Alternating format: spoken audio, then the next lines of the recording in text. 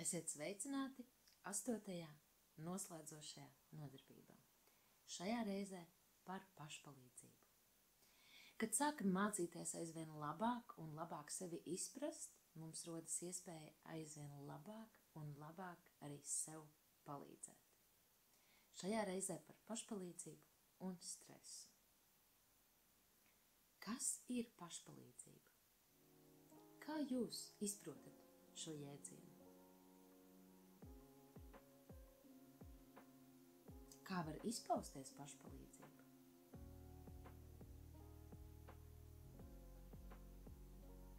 Vai visiem tā ir vienāda vai vismaz līdzīga? Kāda ir tieši jūsu pašpalīdzība?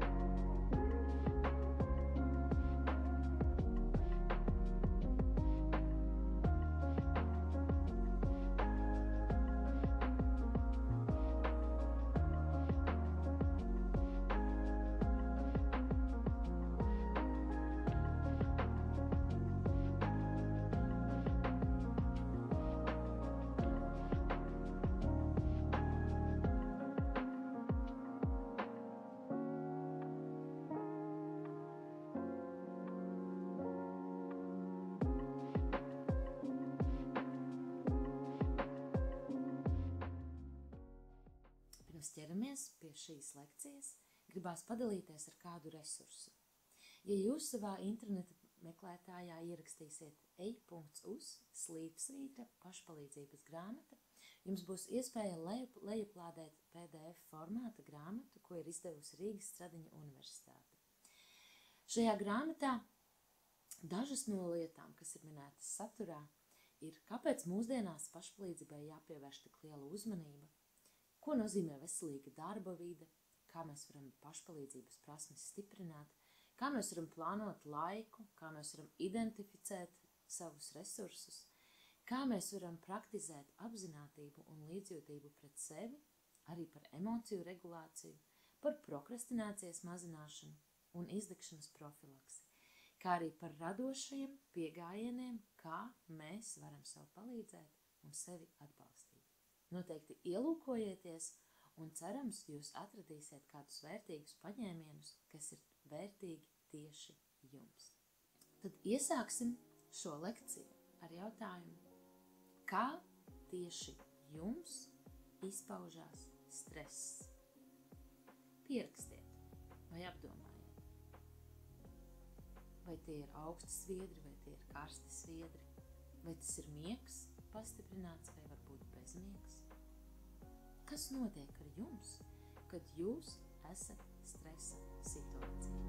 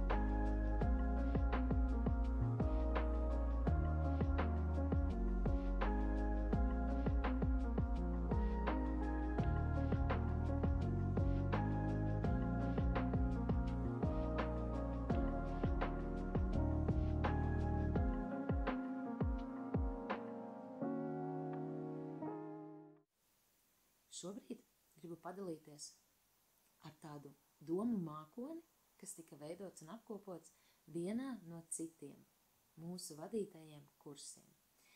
Kā cilvēki jūtās, kā viņi uzvedās, kas ar viņiem notiek, kad viņi ir stresā, kam ir sastingums, kam ir dusmas, kurš guļ slikti, kurš atkal ir pārāk miegains, kam ir trauksme, kurš ēd pastiprināti, bet kuram zūd tieši apetīte. Sākās veselības problēmas vai bailes no jaunām lietām, negatīvas emocijas, grūti sakoncentrēties, sāk zust laiks un telpa, pātrināta sirdsdarbība, nervozitāte, trīc rokas, trīc kājas, sāk sāpēt spranda, kādam ir savilkts žoklis. Mums katram arī stress var izpausties dažādi, un tieši tāpēc šī nodarbība par to, lai jūs būtu vairāk klātesoši, lai jums būtu iespēja apdomāties tieši kā stress izpaužās jums, jo jūs esat tieši tas, kurš var pats sev palīdzēt stresa situācijās. Aplūkosim, kāds ir stress, kāda ir tā ietekme un ilgstošās sekas, ja mēs turpinam dzīvot saspringumā un stresa apstākļos. Viena no lietām, kas cilvēkiem ļoti bieži parādās, ir galvas sāpes, hroniskas un ilgstošas. Bieži vien tā ir arī tāda dedzināšanas sajūta, kad mēs domājam, ka mums dedzina sirdi vai ka mums iekšas deg.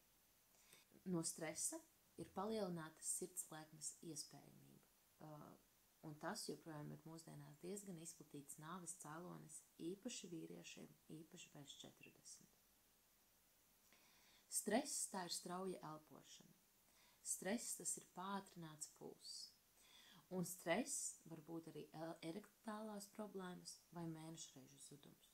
Un šī ir lieta, par ko aizdomāties gan vīriešiem, gan sievietēm, un arī paraudzīties varbūt uz jauniešiem, uz jaunietēm, kurām var pazust mēnešreizes, un nereti vecāki uzreiz sāk domāt to ļaunāko, ka ir izdarīts kaut kas, ko viņi nevēlētos un kas nav akceptējams, bet iespējams šis jaunais cilvēks dzīvo stresa apstākļos.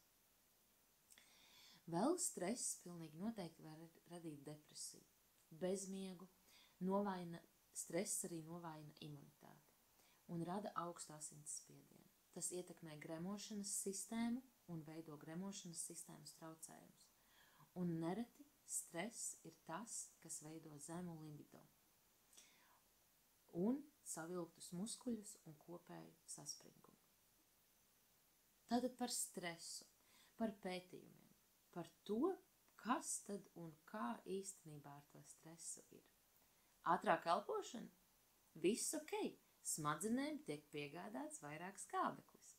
Izklausās labi, vai ne? Vairāk skābeklis, varam domāt, varam darboties. Cilvēki, kuri zina, ka stress var nebūt kaitīgs, kļūst mierīgāki. No pārliecības, ka esot lielā stresā, ka stress ir kaitīgs, mirkst vairāk cilvēku nekā no HIV audzējiem vai slepkavībām. Šī ekrāna apakšā ir uzrakstīts teksts, ko jūs varat ierakstīt YouTube, How to make stress your friend. Un šeit psiholoģi no Skotijas runā TED Talk par to, kā viņa pati gadiem ilgi teica klientiem, ka stress ir kaitīgs veselībai. Tomēr pamatā ir domāšana, un tas ir arī viņas pētījums, par ko viņa šajā videoklipā runā. Īsumā, satraucoties, ka sirds sitās straujāk, elpa kļūst nervozāka, iespējams sākam svīst. Mēs sākam to interpretēt kā bailes, bet, ja mēs paši sev šīs fizioloģiskās reakcijas interpretējam kā gatavošanos, piemēram, testam, tad rezultāti var būt citi. Kādu laiku atpakaļ Hārvardas universitātē tika veikts pētījums, sadalot studentus divās grupās. Vienai grupai tika mācīts kā ierasts, jaunieši tika gatavoti eksāmeniem, apgalvojot, ka eksāmeni būs grūti, ka tiem ir daudz jāmācās, ka ja šos eksāmenus nenokārtos, tad nekas tālu labs dzīvē neizdosies, vienmēr sakot, iedzina studentus stresā. Tomēr otrai grupai tika mierināts. Viss būs kārtībā, šis ir tikai eksāmens, un viss arī būs labi, ja jūs to nenokārtosiet, jums būs iespēja vēl to nokārtot, nesatraucieties, tas nav pasaules gals. Un paskaidroju arī, ka, ja jūs satraucieties, stress nav kaitīgs un tas jums neko nenodarīs. Un tieši tai otrai grupai, kurai tika viss izskaidrots, eksāmenu rezultāti bija daudz labāki. Man ir jātic, ka mans ķermenis un tā reakcijas man palīdzēs tikt galā ar stresu, un ķermenis to sāk darīt. Viņš sāk rēģēt adekvātāk. Tātad, šajā Kelijas McGonagalls pētījumā tas, ko viņa noskaidroja, bija, ka tiem, kuri uztver stresu par nekaitīgu, nav baiļu, un viņu asinsvadi ir normālā stāvoklī, neskatoties uz to, ka sirds turpina strauji sisties. Ja nenomierināmies, tad asinsriti apkalpojošie asinsvadi no normāla stāvokļa kļūst sašaurināti. Un te tad arī rodās tā problēma. Ja sirds darbojās tādā pašā ātrumā, tomēr tā ir mazāks caurmēla laukums, kuram tikt cauri, tā strādā ar lielāku piepūli. Un tur tad arī rodās augstais asinsspiediens un sirds kaitas. Tātad, ja mēs apzināmies, ka stress var būt arī nekaitīgs, ka stress īstenībā parāda, ka notiek svarīgas lietas, un ka stress var mūs arī nemaz tik negatīvi neietekmēt, mēs varam kļūt mierīgāki, mēs varam ļaut asinsritei darboties, mēs varam ļaut savai sirdī darboties un pieiet situācijām vēsāku prātu.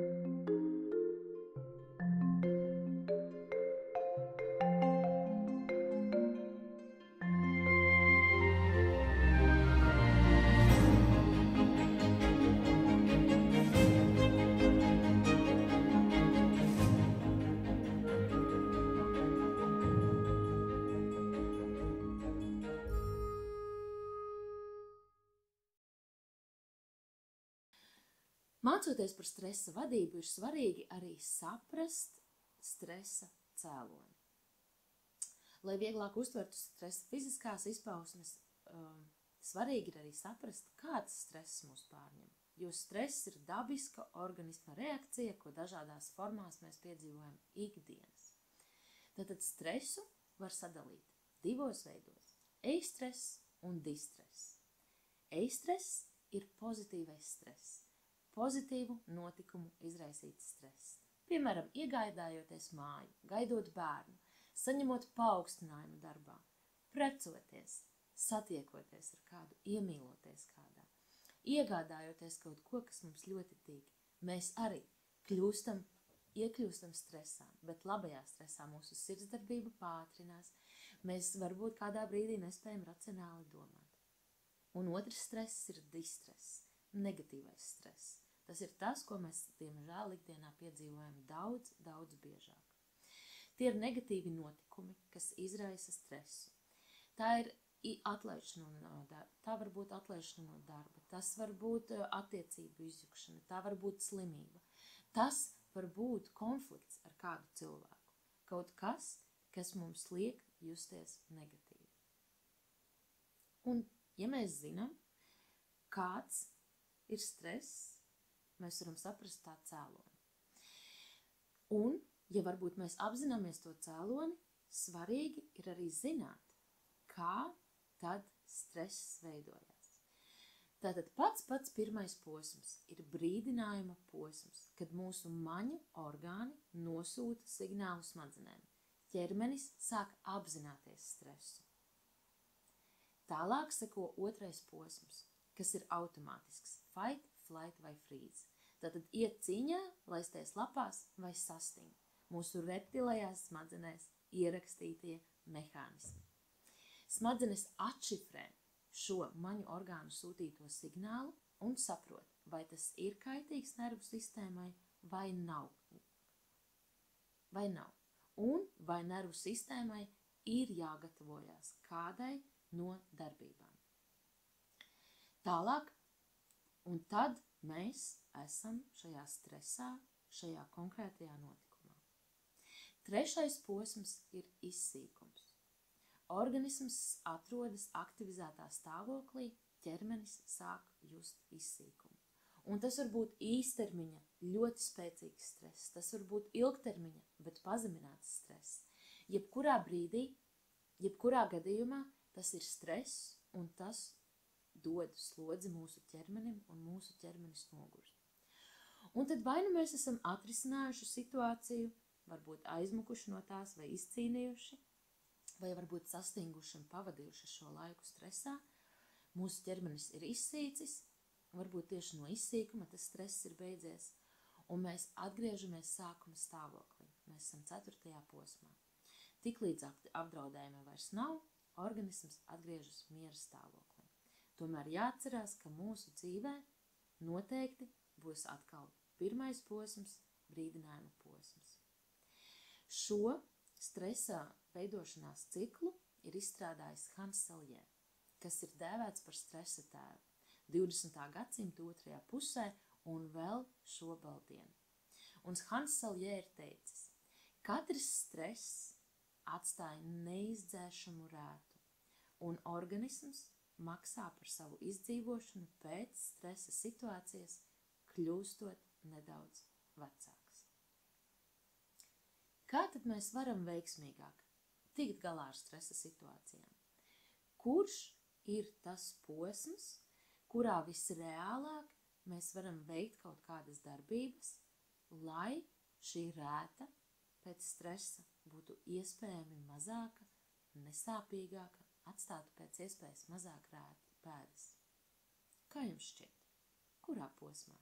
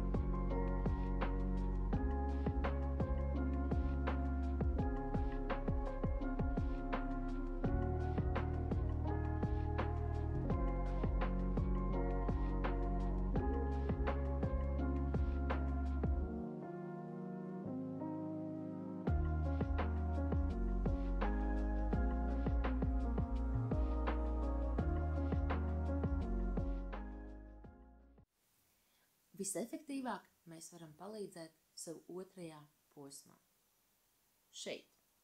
Fight, flight vai freeze, tad, kad mūsu smadzenes ir saņēmušas informāciju un atšifrējušas. Šeit būtu jāpamana, kas notiek, un jāsāk risināt.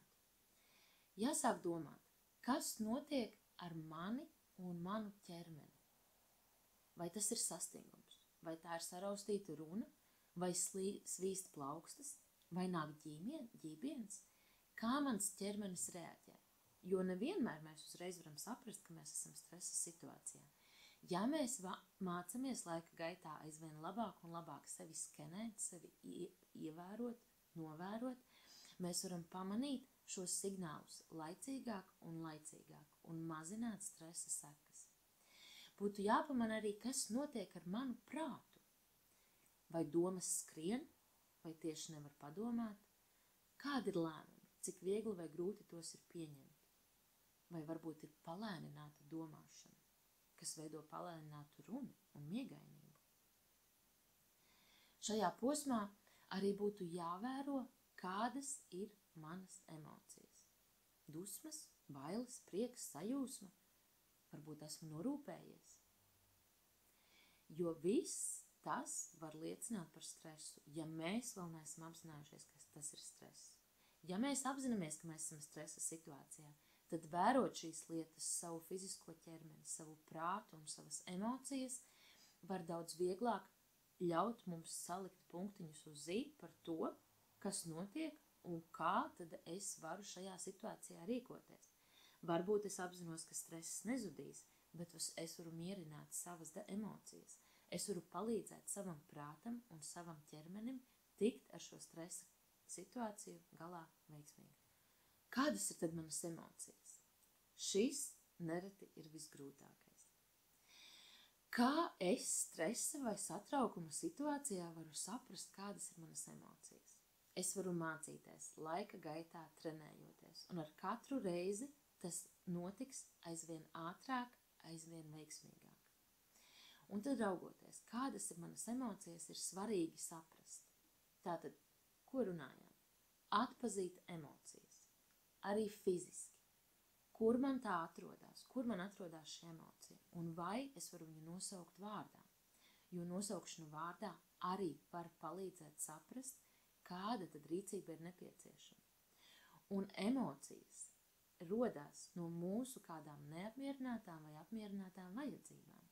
Ja es protu nosaukt šo emociju vārdā, es varu palūkoties, kāda tad ir tā vajadzība, kura man šobrīd nav apmierināta. Vai varbūt es jūtos apdraudēts kaut kādā veidā, vai varbūt kaut kādas robežas tiek pārkāptas. Vai varbūt tieši otrādi ir kāda emocija apmierināta, ir kāda vajadzība apmierināta, un man ir e-stress, man ir labais stress. Bet svarīgi ir apzināties. Ir svarīgi saprast izcelsmi, no kurienes rodās šī emocija. Šim ir vajadzīgs laiks, lai apdomātos. Un, protams, ne visās stresa situācijās mums ir laiks, lai apdomātos. Tomēr kaut vai tik daudz, ja mēs atceramies, ka man vajag apdomāties, tas jau iedod kaut kādu telpu, kaut kādu vietu un laiku, lai mēs nākamajās reizēs aizvien vairāk un labāk trenētos tiešām apdomāties. Un tad, kad mēs esam pamanījuši, atpazinuši un izpratuši, mēs varam izpaust emocijas. Svarīgi piezīmējot, adekvātā veidā. Adekvātā veidā nozīmē, ka ir situācijas, kad mēs varam un mums pat vajag arī izpaust dusmas, it īpaši, ja mums ir jānosargā savas robežas. Tomēr ir situācijas, kad mēs saprotam, ka mēs nevaram vienkārši bļaut vai sist dūris galdā. Un ja mēs nevaram savas emocijas konkrētajā mirklī izpaust adekvāti, mums ir jāmācās noturēt un mierināt sevi. Nevis norīt, nostumt kaut kur apakšā vai krāt savā balonā visas negatīvās emocijas, bet piefiksēt, noturēt un iespējami drīz pēc notikuma izlādēt tās veselīgā, pieņemamā veidā. Un tad atkal, kā cilvēki cīnās ar stresu?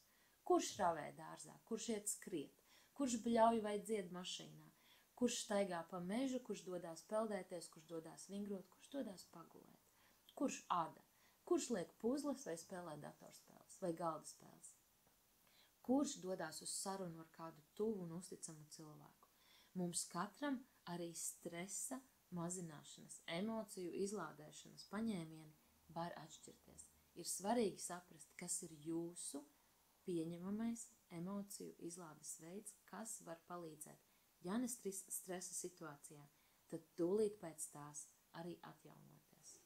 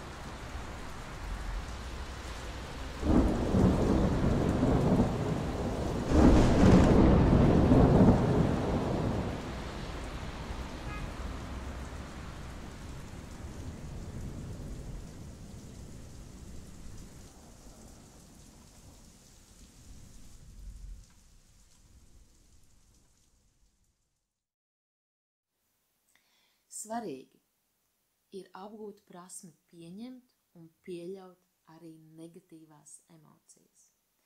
Grūtās un grūti izturamās emocijas ir daļa no mūsu ikvienas dzīves.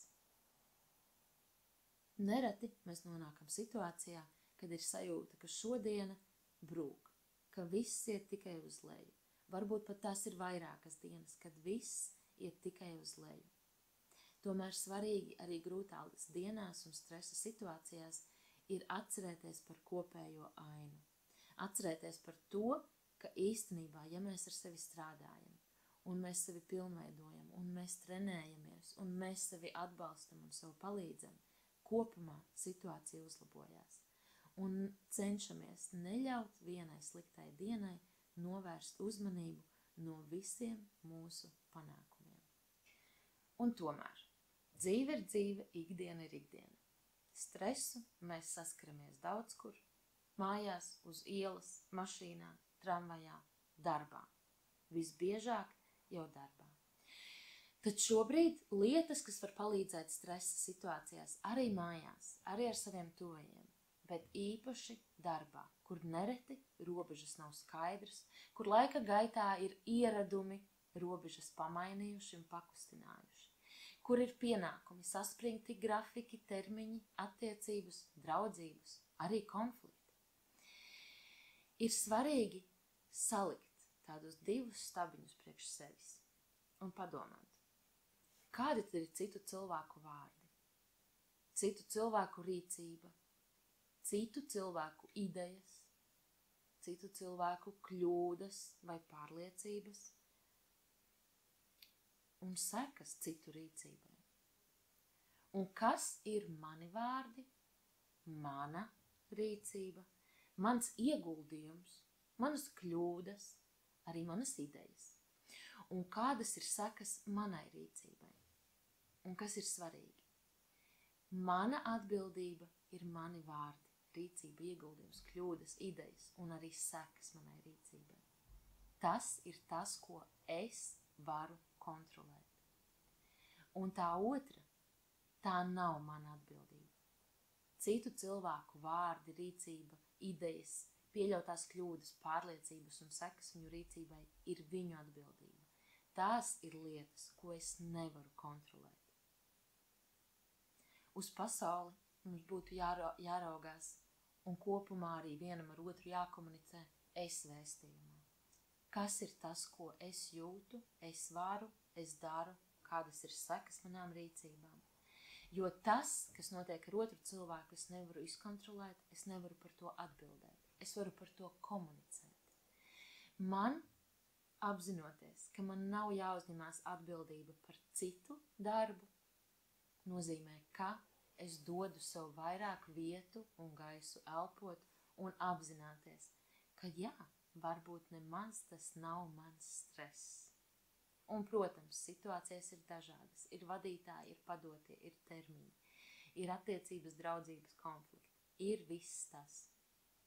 Tomēr tā ir tā līdzcietība un līdzjūtība, ko mums vajag mācīties un atkal trenēt sevi. Ko es varu un ko es nevaru. Ja es gribu, tad es varu doties pie tā otra un lūgt, jautāt, vai viņam ir nepieciešams atbalsts. Ja es uzskatu, ka manī ir pietiekošs resurss, lai to atbalstu sniegtu. Atceramies par sevi un savu resursu.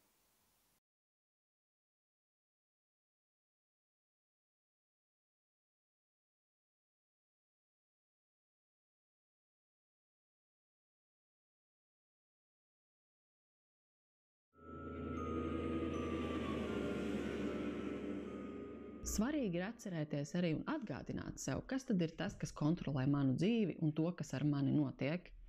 Visticamāk jau, ka es pats. Ir kaut kādas situācijas, jeb lietas, ko mēs nevaram ietekmēt, bet to, kā mēs dzīvojam, kā mēs jūtamies, ko mēs daram, to ietekmējam mēs paši. Tad atliek salikt pa plauktiņiem, katram pašam. Kas ir tas, kas man šobrīd uztrauc? Tādas individuālas lietas, kas varbūt ar veselību, ar ģimeni saistītas, ar kaut kādām nepazīstamām situācijām, ar jauniem izaicinājumiem, ar kaut ko nezināmu. jāsaliek šīs lietas pa plauktiņiem. Tad, protams, arī ir lietas, kas valstiskā līmenī var uztraukt kaut kas, ko mēs gaidām, ko mēs zinām, ka būs, vai tieši otrādi kaut kādas nezināmās lietas. Un ir pietiekami daudz cilvēku, kas arī par pasaulīgām lietām uztraucas un tiešām uztraucas un baidās par vides jautājumiem, par kara jautājumiem, par cēnu, gāzes un dažādām citām lietām. Un arī tas mums ir jāsaprot, kas tad ir tādā pasaulīgā līmenī tās lietas, par kurām mēs satraucamies. Un kā es minēju, ja mēs runājam par bailēm, ja mēs tās apzināmies, tad jau tas ir tāds liels solis, lai tās bailes mazinātu un lai viņas nepāraugtu tādā ilgstošā stresa, bāžu tādā vilnī. Nu lūk, esam veiksmīgi aplūkojuši 8 tēmas. Kopsavilkumā. Mēs iesākām ar komunikāciju. Vai atceraties, kāda ir ziņas kanāli? Kāds ir ziņas saturs? Ko dara ziņas sūtītājs? Ko dara ziņas saņēmējs? Kādi ir dažādie klausīšanās līmeņi? Vai izdevās pāanalizēt, kādās situācijās, kādā klausīšanās līmenī es atrodos? Vai atceraties 4 ausis, ar kādām mēs mēdzam viens otrā klausīties? Par komunikācijas mijiedarbību un dažādumu, par klusajiem telefoniem ikdienā un to, cik mums reizēm varbūt kāda komunikācija nav liederīga un nav nepieciešama. Un cik veiksmīgi mēs protam un mums izdodās izteikties. Un cik veiksmīgi mēs protam un mums izdodās ieklausīties. Par dažādo un par saskarsmi, par aizberga apakšējo daļu, kur esmu pieminējusi neskaitāmas reizes šajās lekcijās. Ko jums tas nozīmē? Vai saskatījāt sevi tajā visā, vai saskatījāt kādu citu? Vai varbūt pēc šī visa radās sajūta, vai izpratne, vai cits skatījums uz kādām attiecībām jūsu dzīvē, uz kādu komunikāciju ar kādu konkrētu cilvēku?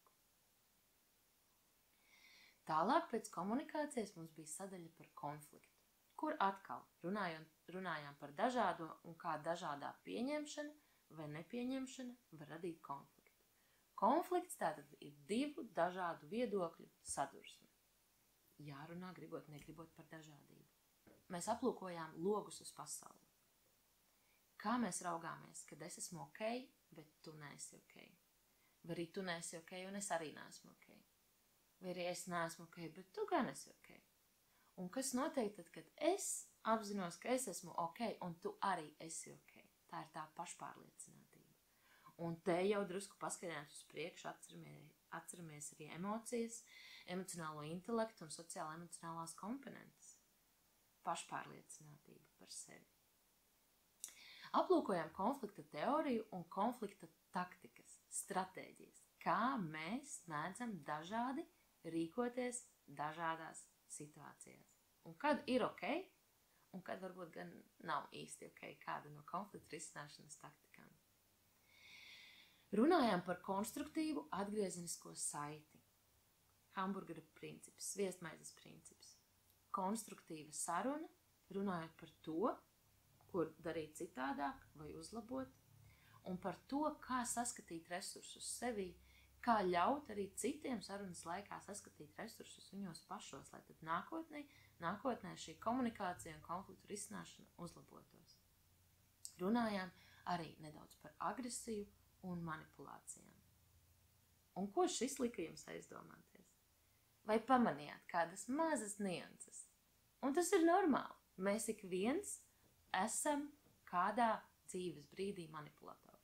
Jo manipulators un aktualizators tā ir skala, un mēs vienmēr pa viņu kustamies. Ir cilvēki, kuri dienā ir manipulatoru pusē, un mums varētu šķist, ka mēs neesam, bet mēs mēdzam šādi, tādi vai citādi pamanipulēt. Nu tā nevainīgi. Un šī kursa pēdējā sadaļa bija par emocijām. Par emociju īpašībām, par izlādi, par emocionālo intelektu, par emocijām un mūsu smadzenēm, kas ietvēra nelielu sarunu par temperamentu un piesaisti. Noteikti papētiet arī to dziļāk, kā arī visas citas tēmas, jo kursa ievadā es minēju, ka šis ir tikai tiešām tāds virspusējs ieskats tēmās, kuras ir būtiskas mūsu savstarpējā saskarsmē, mūsu personības konsekventuma veidošanā šajā sadrumstalotajā laikā. Runājām arī par sociāli-emocionālas mācīšanās komponentēm un, pēdējā video par pašpalīdzību un stresu. Un tad, pierakstiet priekš sevis, kāda ir jūsu būtiskākā atziņa pēc šī video noskatīšanās.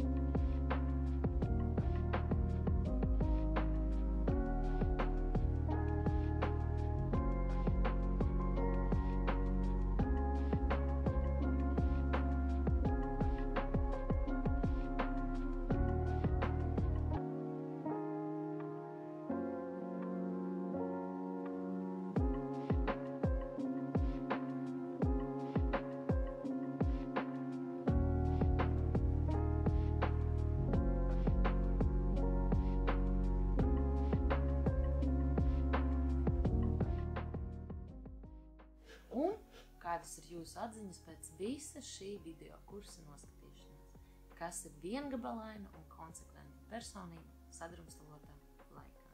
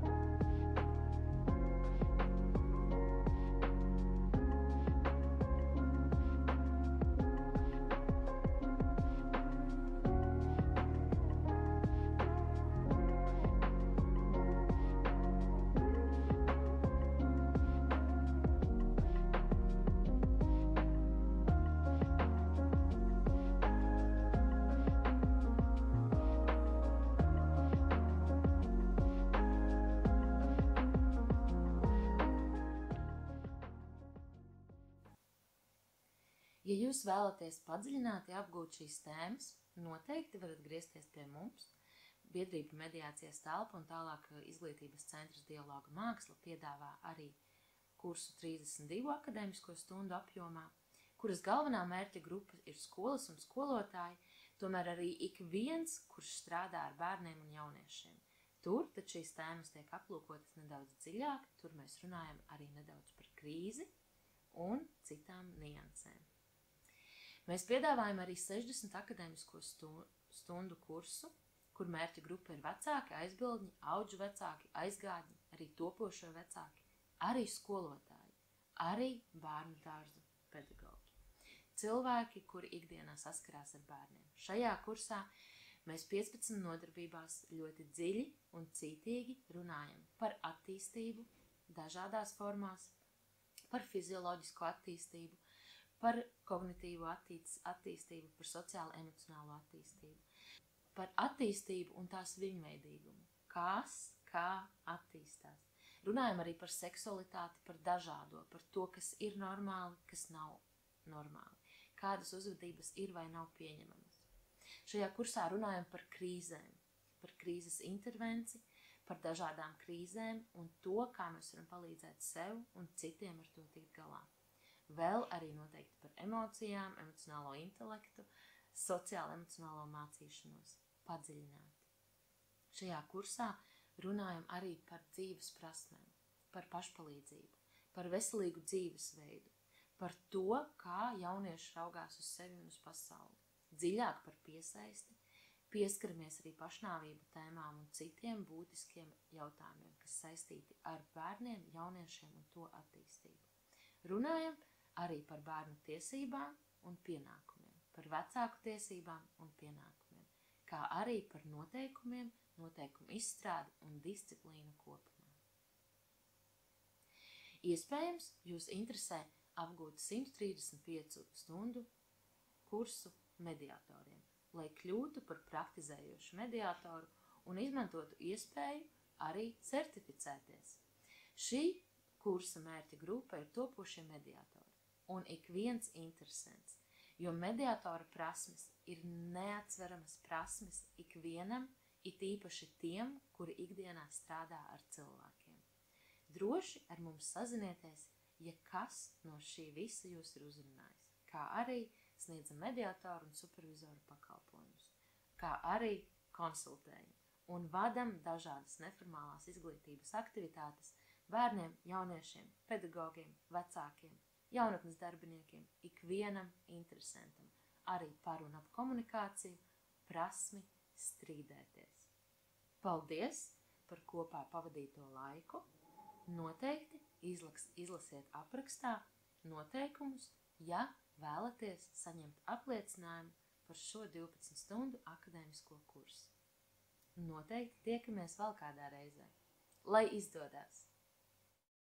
Sveiki! Mēs esam biedrība Mediācijas telpa, un mēs darbojamies, lai sabiedrība, īpaši skolēni, studējošā jaunatne un katrs no mums izglītojas, līdzdarbojas, atbildīgi iesaistās pilsoniskajās aktivitātēs, prot pielietot mediācijas principus un dzīvo brīvi no aizspriedumiem un jebkāda veida vardarbības. Mūsu vīzija ir izglītota sabiedrība Eiropā, kas prot komunicēt veselīgi un efektīvi, kur mediāciju kā domstarpību risināšanas veidu māca katrā skolā, lai mēs protam komunicēt veidā, kas veicina savstarpējo un sabiedrības izaugsmi, produktivitāti, vairo labestību, pozitīvas emocijas un mīlestību cilvēku starpā. Mums ir vīzija par Eiropu, kurā ir parki ar soliņiem, kur cilvēki satiekas, lai atbalstītu viens otru, veicinātu vienlīdzīgu attieksmi un kļūst par spēcīgu, gudru un vienotu sabiedrību. Mēs ticam, ka komunikācija ir panākumu atslēga un mediācija ir tā, kas māca efektīvas komunikācijas pamatus, kas ir noderīgs instruments jebkurā dzīves jomā. Ienāc mūsu mājaslapā un spēr soli pretī.